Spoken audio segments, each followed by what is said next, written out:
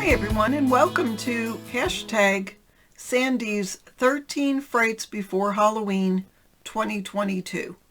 It is a collab that a group of us will post on Monday for each Monday before Halloween and show you some Halloween projects we've made. If you follow my Instagram at Project 39 Designs, you will see that I purchased these. I mean, they just jumped into my cart. Not that I needed more Halloween, but I love them. They look like so much fun. And so today I decided to play with them. Now, I don't show you the process of how I made this, but it's basically taking my yellow, red, and orange. You know, I don't have a lot of colors, so that's what I have. And just smushing it and adding water and smushing it. I'm no expert, so I really didn't want to show you that process, but I do show you how I used this embossing folder and some other items. I used the distress paint, the decayed mica stain. Did I use this? I don't know if I used this. To make the background, and then I used these to color the dies. So you'll see from me starting cutting this into the pumpkins with this. And now this one is an older one that had a lot of great things. I really just used the bat. I wanted to use the crow, but it didn't work for me. So I used the bat. So let me show you the process of what I made. Okay, so basically I'm taking just some swatches of watercolor paper that I inked and putting my dies on it and running it through my die cutting machine. I have a couple of different compilations of color, and I'm trying to put I was being careful about putting the lighter color on the top layers, but it didn't end up making much difference.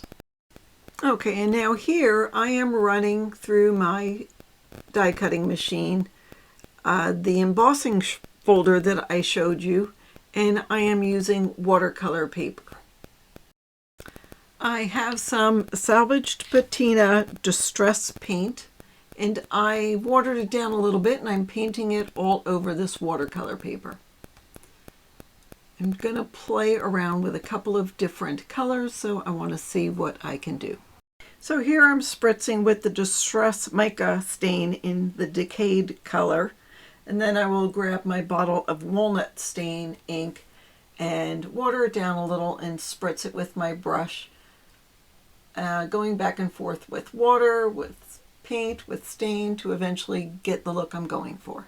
One thing that I wasn't happy with is that mica stain leaves it much shinier than I wanted. I don't like that much mica, and of course I sprayed it right in the center because there's that skull in the center of that embossed piece. So I think I'm spending most of the time trying to combat that one big area of shininess. So I'm taking the brush and just sort of dry brushing a little bit on the top of the surface. I'm adding some more walnut stain, and I just go back and forth. I decide I need a lot of water, then I need more paint, and like I say, I just go back and forth until I get the look that I want. I feel like more water is what I need here, and then I put more water on, and then it looks like it's too much. And then I blot it off and I start all over again. And when it dries, that walnut stain really gets muted. Okay, now we get to play with the pumpkin. So here's all the pieces that I die cut. I am taking some walnut stain, distress ink, and some, I think it's mowed lawn distress oxide. Adding some water. I realize that my distress ink, the brown, is almost gone. So I'm playing with the shapes, and I'm going to try to add color to it. I'm thinking the bottom of this pumpkin is going to show, and so I'm trying to add shadows. Well, it really doesn't show in the end, but I don't think I realized that until I've put the layers together. Next time I put it together, I'll know how this works. So I am trying to add some shadows to the layers, and then I will go consecutively lighter. So we have the brown on the bottom and then some darker orange. And then this one layer I really wanted to brighten up. I wanted to be close in color to the one to the left. So I'm putting on some yellow Distress Oxide that I have in a spray bottle. And now I'm putting it straight onto the piece. It still gets absorbed by the yellow. I finally go to some ink that is lemonade, squeezed lemonade, that's way lighter, and then I dry it, and it's still not light enough. So I eventually go to an antique white, and it just takes a long time to get as light as I want it. But now I get to play with the Distress Glaze. It's in the Wild Honey, the Embossing Glaze. I think this stuff is fantastic. So here I'm taking the antique linen and patting it and then putting it in the embossing powder. And I'll end up putting a couple of layers of embossing powder just by dipping it into my pile of embossing powder while it's still hot. And I'll do this other one, since it's not wet, I'm just using some Versamark ink, a watermark stamp pad, not color, just a watermark, and use the Distress in the Wild Honey and just add some shine to that, and I love that. So I'm going to make sure I do the next layer, that little snippet of a layer, and add some Wild Honey embossing glaze to that as well. Just heating it up, looking at it, dipping it back into the embossing powder, and then I'm taking the little stems. Well, I have to put my orange away before I take out the salvaged patina. I only have 3 colors of Distress embossing glaze. So I don't have green, but since there's already green on here, I add a little yellow to it and then put the embossing glaze on, and it does turn green. It's green enough for me. All right, now I'm going to play by putting the base of the pumpkins on the card, or the embossed piece. So here I realize I didn't get enough to show. There's some holes in the pumpkin, for lack of a better way of explaining it, and it doesn't all show. I should have done darker on that first layer, or second layer actually, but it's okay. I mean, you can tell it's a pumpkin. And I'm finding that the 2 ones that I use the embossing glaze on aren't sticking, and I don't know if it's because there's some powder on the back or because they melted into sort of a round shape, not flat. So I have to heat it up just to make sure it sets. Okay, I continue adding, for the elongated pumpkin, my layers. So much fun. I love the different layers that colorize it. I mean, it just gives you could just use the base layer and just use that. Or you could add the base and the top layer for a highlight. Or all of them, as I did here. I'll play around with it some more, but this will just give me something to start with. It took much longer. I sped this up 4 times. So again, I'm heating it up and then flattening it down just so that stem will stick. I have this dried flower and I'm trying to add it to the bottom. I have a little moss. I have paint on my fingers. And I'm adding the leaves to a couple of places around the pumpkin. And I realized it needed something, so I'm playing with a couple other things. So I die cut this crow, thinking maybe I need a crow sitting on the pumpkin. But he doesn't do anything for me. He doesn't do anything for the pumpkin either. So the crow goes by the wayside. I'm taking just my stamp head of walnut stain and just putting it right on that word boo, and I'm putting it on these bats, which is obviously more difficult than you would think because they're so darn small. But I wanted to get a couple of layers of colors on the bats. I didn't want them pure black. I wanted them to have a little dimension. And same with the boo. But I wanted the boo to blend a little better, so I'm spritzing it. Oh, I love that look. That is fabulous. So I should dry it, but I'm just going to put it aside for right now. See if it'll air dry. Oh, nope. No, I'm not air drying it apparently. I'm using, yes, that is my stamp embossing gun. I know there is such a thing as a heat gun, but I have limited space and I have to make my tools count. I can't have two tools that do the same thing.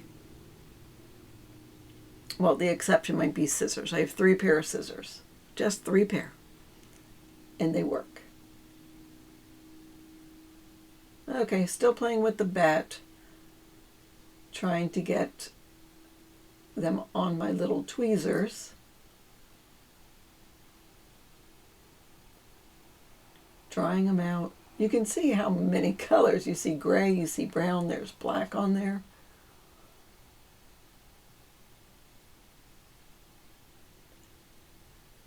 This little sucker's so small, but it won't dry. And now it's stuck. There we go. Moving my branches out of the way, my leaves. Cleaning up my mess. I love this mat. This works so nicely for cleaning. I would love to have a glass mat, but that's not really practical the way I travel. Okay, so I use some Distress Oxide in black soot and some Distress ink in black soot. Obviously the oxide is more opaque, but it's sort of a gray tone. So I use the Distress paint. I'm having a hard time picking up. Just use your fingers. This is why I should wear gloves. And I'm putting it in the Distress Oxide.